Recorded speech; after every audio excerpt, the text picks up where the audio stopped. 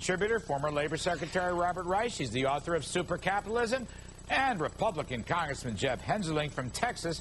Congressman serves on the House Financial Services Committee. Since you are a member of the Financial Services Committee, Jeb, and you may be confronted with this, I mean, I don't know, tax the banks to death, regulate them to death, break them up, send the Marines to root out bad bankers on Wall Street? Jeb, is that the message of the Massachusetts miracle of Scott Brown?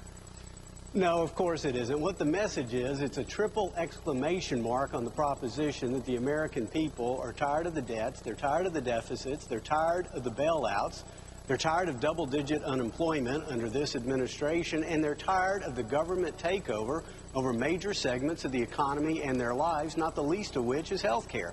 That's what the Scott Brown revolution, the second shot heard around the world in Massachusetts, is all about. Well, Bob Riech, it sounds like your friends in the White House want to completely take over the banking sector, so they don't appear to have had their ears open, as Jeb Hensarling suggests. Well, Larry, I think some of the bank bashing that you heard today is, in fact, a direct outgrowth of Scott Brown.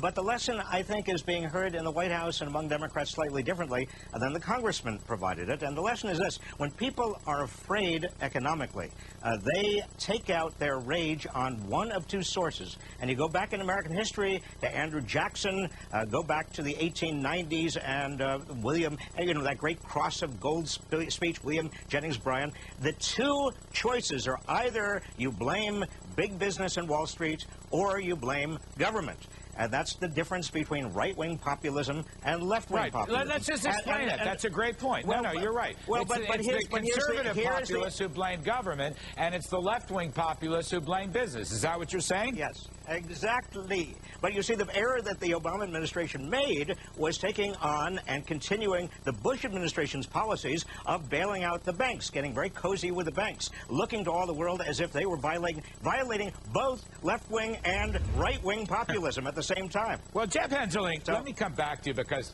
Senator Scott Brown's message was so clear to me: across-the-board tax cuts and smaller government. Now, Jeb, in all honesty, your colleagues in the Republican Party, I'm not hearing that. Now, I heard an assault against the health care plan, Obamacare, which looks to be dead. But regarding across-the-board tax cuts, Jeb, or extending the Bush tax cuts, or shrinking government, Jeb, apart from you and a handful of others, I don't hear that as a Republican message. Well, it is a Republican message, and I hope that you will hear it more loudly. I mean, clearly, in the midst of double-digit unemployment, and when the president promised us no more unemployment than 8% if we would pass that $1 trillion stimulus program, which has failed miserably, here's what we need to create jobs. I mean, the former Secretary of Labor is correct. There's a lot of anxiety out there, and that's why there's no jobs. If we want to have jobs, number one, people need a good idea.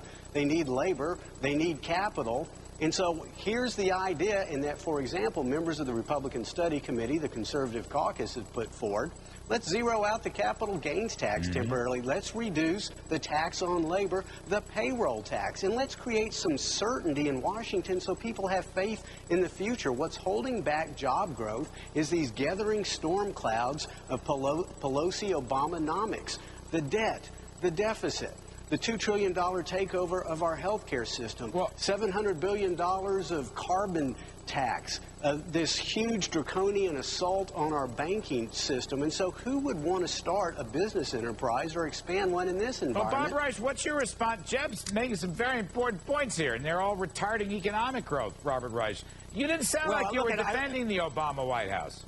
I've said before on this program, I think the idea of reducing the payroll tax on the first 25, or eliminating it on the first $20,000 of income and raising the ceiling as a way of paying for that, that's a pretty good idea. But let me say one other thing to the congressman. I think the big problem the Republicans are going to face from here on is the Tea Partiers, who are much more to the right than the establishment Republicans in Congress. You're talking about running in primaries. I'm joining the Tea Party. I'm joining the Tea Party. They are running in primaries against the establishment. I am joining the Tea Party. I got to have a Tea Party card. Maybe you. I love it. I got to get out of here. We're going to have to I'm not surprised, Larry. Bob Riech, thank you ever so much. Congressman Jeb Hensarling, thank you ever so much. Thank you. Coming up, my last thought on joining the Tea Party.